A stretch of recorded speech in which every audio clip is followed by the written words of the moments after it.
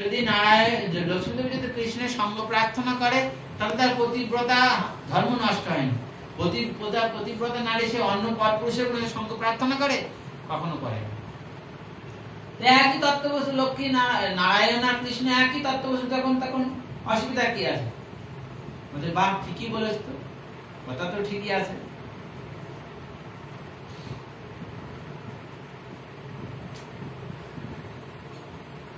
তার স্পর্শে নাহি যায় পতিব্রতা ধর্ম, কৌতুকে লক্ষ্মী চাহেন কৃষ্ণের সঙ্গম। বলছে তার স্পর্শ করলে কোনো পতিব্রতা ধর্ম নষ্ট হয় না। কার? লক্ষ্মী দেবী। কৃষ্ণকে যদি স্পর্শ করে কোনো পতিব্রতা ধর্ম নষ্ট হয় না, কিন্তু কৌতুক কৃষ্ণের সঙ্গে পতিব্রতা ধর্ম নাই।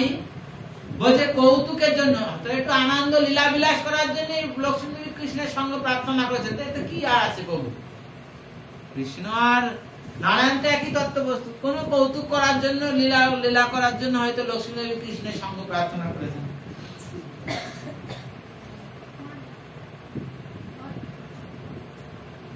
কৃষ্ণের সঙ্গে পতিব্রতা ধর্ম নহে নাশ, অধিক লাভ পাইয়া আর রাস বিলাস। বলছে কৃষ্ণের সাথে সঙ্গ করলে তার ধর্ম নষ্ট হয় না, পতিব্রতা ধর্ম নষ্ট হয় না। আর কি বলছেন? অধিক লাভ পাইয়া আর রাস বিলাস করার জন্য। রাসটার ভগবান কৃষ্ণের সর্বোত্তম লীলা, অর্থাৎ রাসের সে আনন্দ করার জন্য, অধিক বিলাসের জন্য লক্ষ্মী দেবী কৃষ্ণের সঙ্গ প্রার্থনা করেছেন। বিনোদিনী লক্ষ্মীর হয় কৃষ্ণের অভিলাষ, ইহাতে কি দোষ, কেন করো পরিহাস? বলছেন ব্যাকট ভট্ট মহাপ্রভুকে। বলছে প্রভু এতে আর কি দোষ আছে, এতে পরিহাস বা কেন করো প্রভু? চৈতন্য মহাপ্রভুকে বলছে ব্যাকট ভট্ট। মহাপ্রভু কি বলছে এবার শুনুন।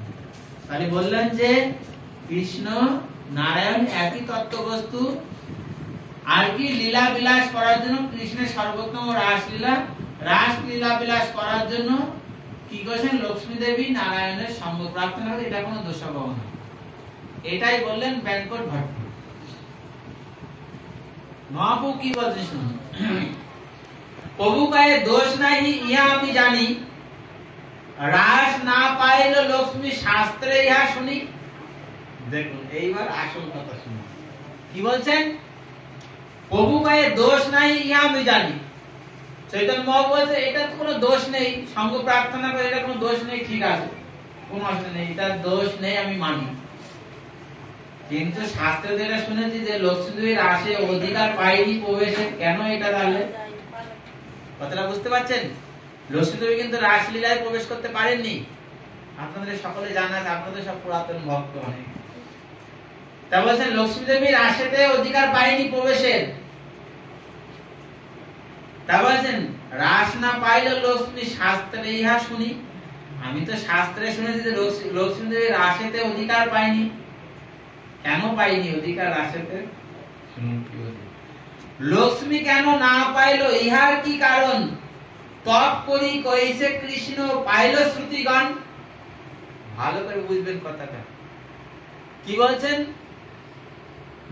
লক্ষ্মী কেন না পাইল ইহার কি কারণ? বলছে কি কারণে লক্ষ্মী দেবী রাসেতে পাইল না অধিকার, রাসেতে অধিকার পেল না, কিন্তু শ্রুতি তপ করি কইছে কৃষ্ণ পাইল শ্রুতিগণ।